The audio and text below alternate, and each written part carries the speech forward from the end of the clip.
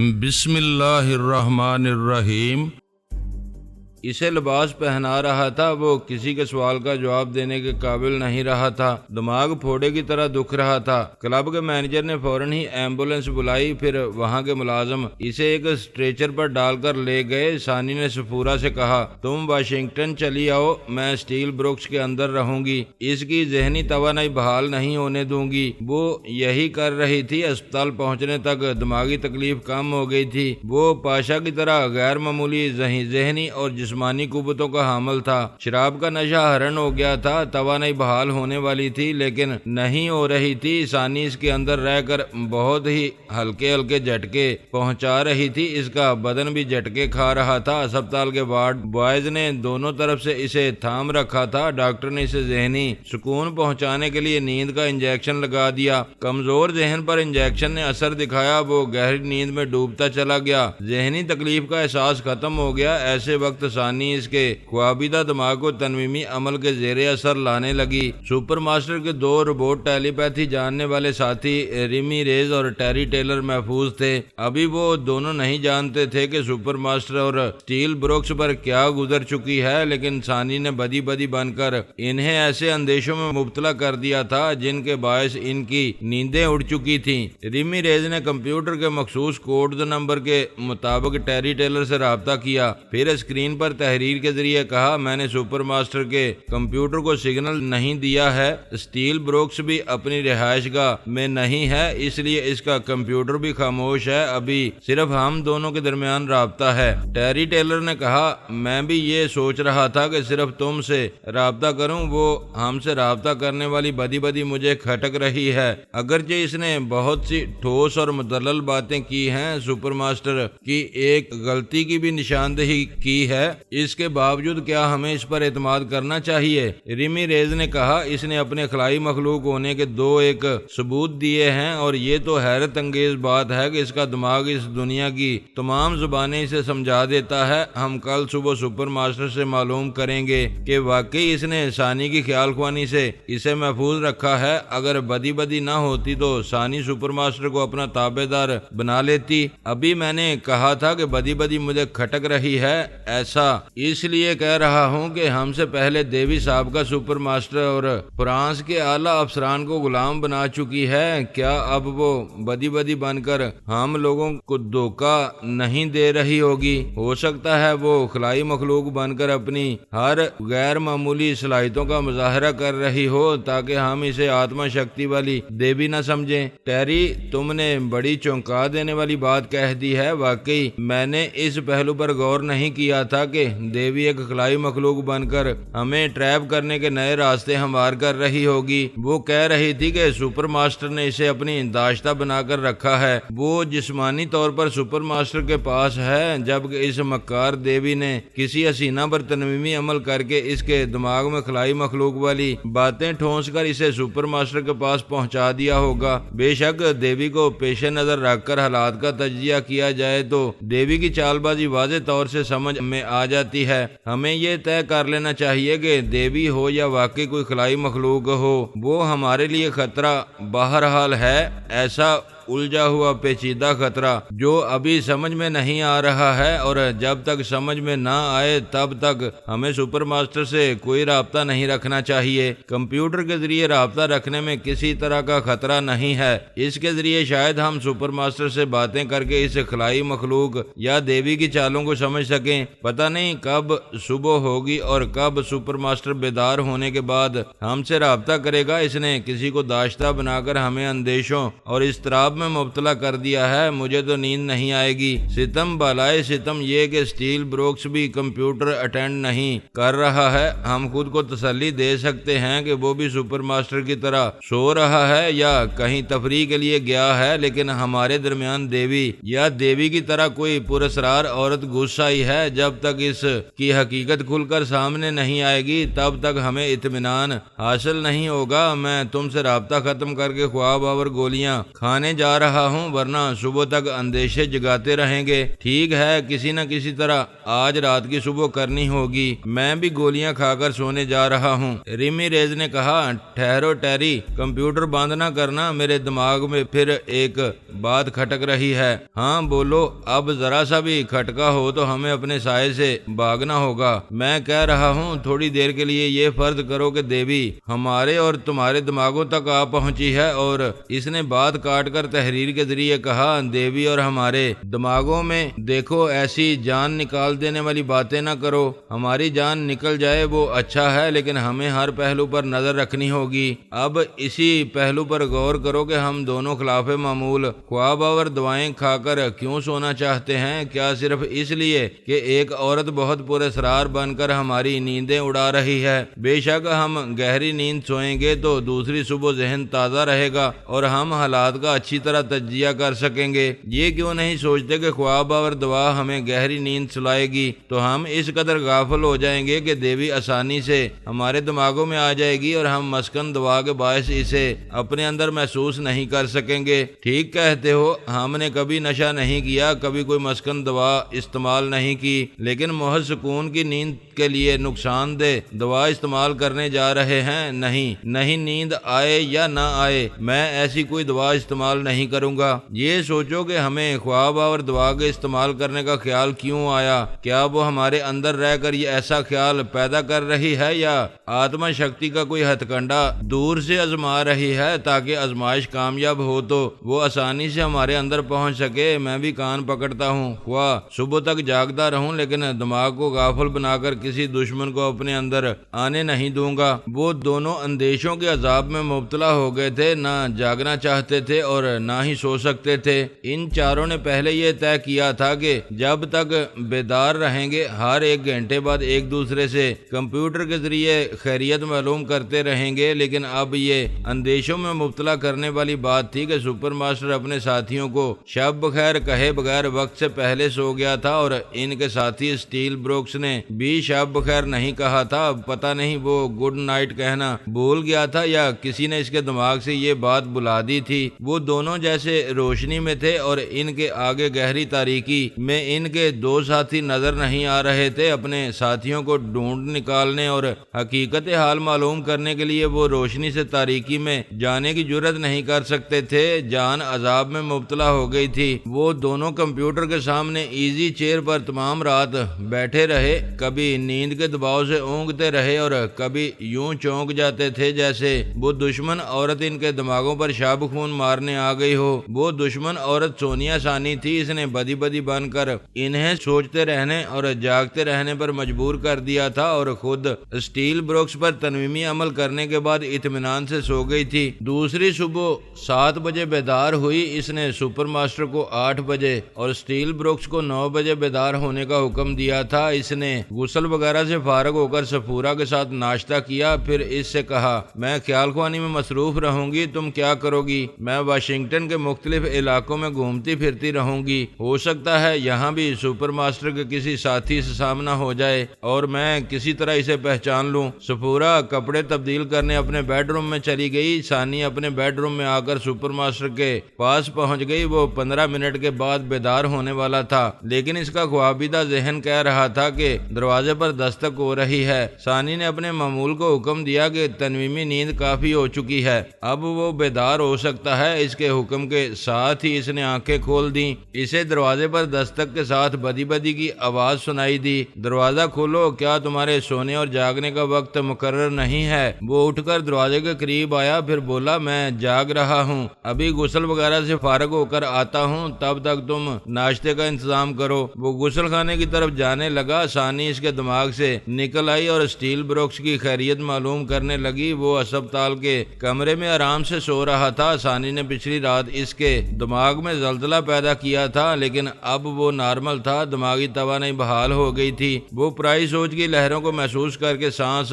روک سکتا تھا، صرف ایک معمول کی حیثیت سے ثانی کو اپنے اندر محسوس نہیں کر رہا تھا۔ 1 گھنٹے کے اندر سپر ماسٹر بیڈ روم سے باہر نکلنے کے لیے تیار ہو گیا۔ ثانی اس کی سوچ میں کہنے لگی، میں نے پچھلی رات کافی پی لی تھی، پتہ ہی نہ چلا کہ کب سو گیا، لیکن ساکی بن کر پلانے والی بدی بدی میرے اندر جاگتی رہی ہوگی، پتہ نہیں کیا کرتی رہی ہوگی۔ اسے وہ کوڈ نمبرز معلوم ہو گئے ہوں گے جن کے ذریعے میں اپنے ساتھیوں سے رابطہ کرتا ہوں۔ یہ بہت برا ہوا۔ بدی بدی نے اگرچہ میری محافظ بن کر ثانی کی سوچ کی لہروں کو میرے اندر پہنچنے سے روک دیا، پھر بھی مجھے بدی بدی سے دور رہنا چاہیے۔ کل اس نے کوڈ نمبرز معلوم کیے، آئندہ اور بہت کچھ معلوم کرتی رہے گی۔ وہ ثانی کی مرضی کے مطابق سوچتا ہوا بیڈ روم سے باہر آیا، پھر آواز دی، تم کہاں ہو؟ میں ڈائننگ ٹیبل پر انتظار کر رہی ہوں۔ وہ ڈائننگ روم میں آیا، بدی بدی شوخ رنگوں کے لباس میں بڑی پرکشش لگ رہی تھی، مسکرا کر بولی، آؤ ناشتہ کرو، تم تو پچھلی رات سے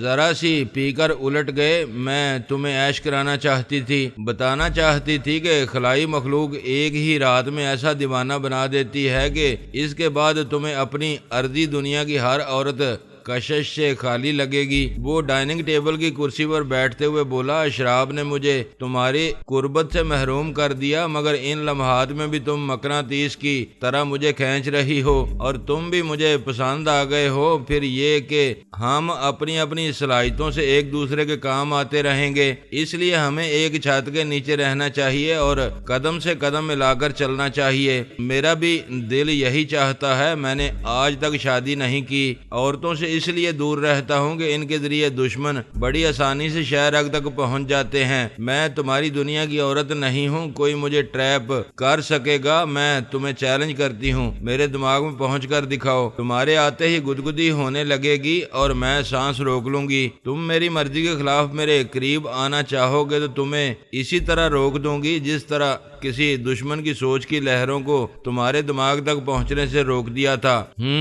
تم آئندہ بھی میرے بہت کام آ سکتی ہو، تم بھی میرے ساتھ رہ کر اپنے دشمن سے محفوظ رہو گی، لیکن ہماری رہائش الگ ہوگی اور ہم زبان سے گفتگو نہیں کریں گے، صرف کمپیوٹر سے رابطہ رکھیں گے، تو کوئی دشمن ہمیں تلاش نہیں کر سکے گا۔ میں آج سے تمہیں اپنی خلائی زبان سکھاؤں گی، پھر ہم اس زبان میں بولا کریں گے۔ تمہاری دنیا کا کوئی ٹیلی پیتھی جاننے والا خلائی زبان کو سمجھ سکے گا اور نہ ہی ہمیں تلاش کر سکے گا۔ تم کل رات کہہ رہی تھی کہ خلائی زبان بولتے وقت تمہارے منہ سے آوازیں نہیں نکلتی ہے، اور میں نے دیکھا ہے کہ کل رات بے آواز ہو گئی تھی۔ وہ ہنستے ہوئے بولی، کل تک میں نے تمہیں اچھی طرح نہیں سمجھا تھا، اس لیے جھوٹ کہہ دیا۔ اصل بات یہ ہے کہ میرا ایک دشمن مجھے تلاش کر رہا ہے، وہ میری آواز سن کر ہی مجھ تک پہنچ سکتا ہے، اس لیے میں یہ آواز نہیں بولتی ہوں۔ مجھے یہ زبان سکھاتے وقت تمہیں آواز کے ساتھ بولنا ہوگا۔ بالکل نہیں، سکھانے کے دوران میں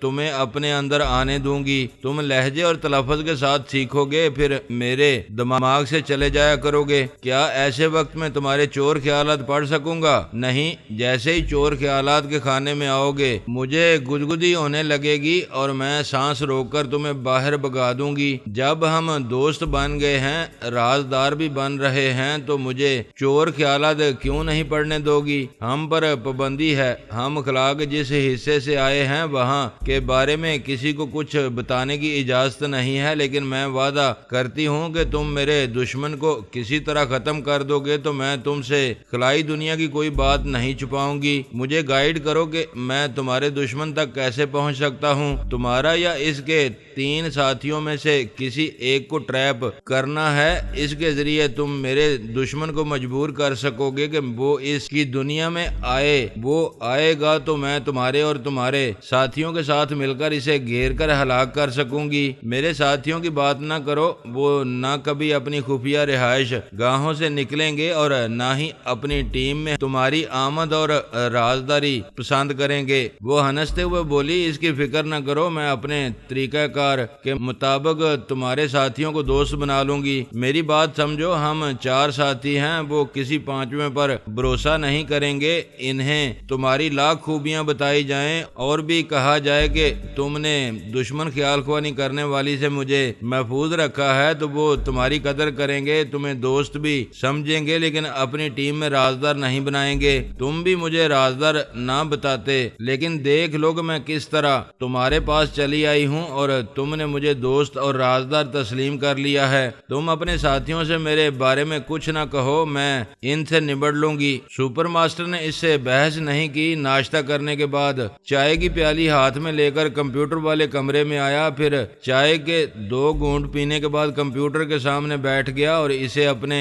ماتحتوں کے کوڈ نمبرز کے مطابق آپریٹ کرنے لگا۔ اس نے پہلے ریمی ریز کو مخاطب کیا اور کہا کہ ٹیری ٹیلر اور اسٹیل بروکس کو اطلاع دے تاکہ وہ تینوں سپر ماسٹر کے کمپیوٹر سے منسلک ہو جائیں۔ ثانی نے اپنے کمپیوٹر میں ان کے مخصوص کوڈ نمبر فیڈ کیے اور اسکرین پر ٹائپ کیا، میں اپنی رہائش گاہ میں موجود نہیں ہوں، ایک ذاتی معاملے میں دوسرے شہر جا رہا ہوں، واپسی پر رابطہ کروں گا، اسٹیل بروکس۔ جب ریمی ریز نے اسٹیل بروکس کو مخاطب کیا تو اس کے کوڈ نمبر کے مطابق ثانی کے کمپیوٹر سے رابطہ ہوا اور وہی تحریر نظر آئی جسے ثانی نے ٹائپ کیا تھا۔ پھر ریمی ریز نے سپر ماسٹر کی کمپیوٹر اسکرین پر تحریر کے ذریعے کہا، میں آر ہوں، TTB تمہارے کمپیوٹر سے منسلک ہو گیا ہے۔ اسٹیل بروکس نے اپنے کمپیوٹر پر یہ پیغام چھوڑا ہے کہ اپنے ذاتی معاملے میں دوسرے شہر جا رہا ہے، واپسی پر رابطہ کرے گا۔ ٹیری ٹیلر نے تحریر کے ذریعے سپر ماسٹر سے پوچھا، مسٹر لالاس، تم نے پچھلی رات ہمیں شب بخیر کیوں نہیں کہا؟ تمہیں معلوم ہونا چاہیے کہ ہماری نیندیں اڑ گئی ہیں، ہم پچھلی رات سے جاگ رہے ہیں۔ سپر ماسٹر نے لکھا، میں نے شب بخیر نہیں کہا، صرف اتنی سی بات پر تم دونوں پریشان ہو گئے۔ یہ تمہارے لیے اتنی سی بات ہے، تم نے ایک اجنبی حسینہ بدی کو اپنی داشتہ بنایا، یہ اتنی سی بات ہے، اسے رازدار بنایا، ہمارے کوڈ نمبر جو بتائے، اس نے تمہاری نیند کے دوران ہم سے رابطہ کیا، یہ بھی اتنی سی بات ہے۔ سپر ماسٹر کمپیوٹر اسکرین پر یہ سب کچھ پڑھ رہا تھا اور حیران ہو رہا تھا۔ اس نے سوچا تھا اپنے ساتھیوں کو بدی کے بارے میں ابھی کچھ نہیں بتائے گا، رفتہ رفتہ ساتھیوں کو اعتماد میں لے کر اس حسینہ سے متعارف کرائے گا، لیکن اس کے ساتھی کہہ رہے تھے کہ بدی نے اس کی نیند کے دوران ان سے رابطہ کیا تھا۔ اس نے پاس بیٹھی ہوئی بدی کو غصے سے دیکھ کر پوچھا، یہ تم نے کیا کیا؟ تمہیں میرے ساتھیوں سے رابطہ کرنے سے پہلے مجھ سے پوچھنا چاہیے تھا، اب میں انہیں کیا جواب دوں؟ وہ بولی، تمہارے ساتھیوں نے ابھی کہا ہے کہ وہ تمام رات جاگتے رہے ہیں، کیا ایسا نہیں ہو سکتا کہ انہوں نے خفیہ ذرائع سے ہم دونوں کے متعلق معلومات حاصل کی ہوں؟ کیا اب سے پہلے انہوں نے کبھی تم پر الزام لگایا ہے؟ جب میں نے ایسی کوئی غلطی پہلے نہیں کی تھی تو وہ الزام کیسے لگاتے؟ یعنی تمہارے ساتھیوں کو یہ معلوم ہوتا رہتا ہے کہ تم کوئی غلطی کر رہے ہو یا نہیں؟ اب سے پہلے تم نے کسی کو رازدار نہیں بنایا، اس لیے وہ مطمئن رہے اور تم پر اعتماد کرتے رہے۔ کل رات انہیں اچانک سب کچھ معلوم ہو گیا، کیا تمہاری عقل کہتی ہے کہ انہیں ہماری باتیں غیب سے معلوم ہو گئیں، یا انہوں نے معلومات حاصل کرنے کا ایسا خفیہ ذریعہ بنا رکھا ہے جس سے تم بے خبر ہو؟ سپر ماسٹر نے سوچتی ہوئی نظروں سے بدی کو دیکھا۔ ثانی نے اس کی سوچ میں کہا، یہ ٹھیک کہتی ہے، بدی کے ساتھ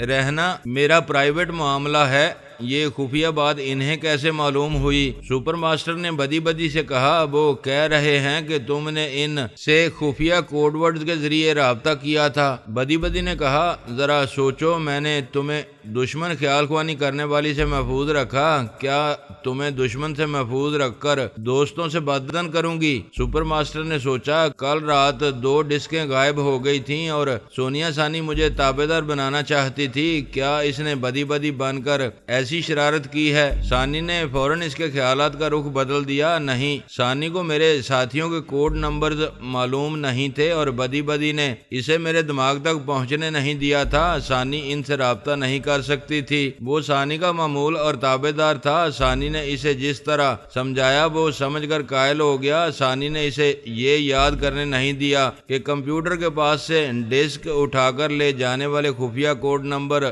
بھی معلوم کر سکتی ہے۔ ریمی ریز اور ٹیری ٹیلر کی تحریر اسکرین پر ابھر رہی تھی، وہ پوچھ رہے تھے، مسٹر لالاس، تم اتنی دیر سے کیا کر رہے ہو؟ کیا کمپیوٹر کے پاس سے ہٹ گئے ہو؟ ہم جواب کا انتظار کر رہے ہیں۔ سپر ماسٹر نے جواب دیا، میں کمپیوٹر کے سامنے موجود ہوں اور حیران ہو کر سوچ رہا ہوں کہ جب کسی بدی نے تم لوگوں سے مخصوص کوڈ نمبر پر رابطہ ہی نہیں کیا تو تم لوگوں کو اس کے متعلق کیسے معلوم ہوا؟ مسٹر لالاس، ہمارے سوال کے جواب میں تم سوال کر رہے ہو، جبکہ تمہیں جواب دینا چاہیے کہ تم نے ہمیں اعتماد میں لیے بغیر ایک حسینہ کو رازدار کیوں بنا لیا؟ میں جواب دینے سے پہلے یہ اہم بات معلوم کرنا چاہتا ہوں کہ میرا یہ پرائیویٹ معاملہ تم لوگوں کو کیسے معلوم ہوا؟ ہم نے ابھی کہا ہے کہ بدی بدی نے ہم سے رابطہ کیا تھا۔ یہ سراسر جھوٹ ہے، میں ایسا نادان نہیں ہوں کہ بدی بدی کو تم لوگوں تک پہنچنے دوں۔ مجھے صاف صاف بتاؤ تم دونوں کن خفیہ ذرائع سے میری پرائیویٹ لائف میں جھانک رہے ہو؟ کیسے خفیہ ذرائع مسٹر لالاس؟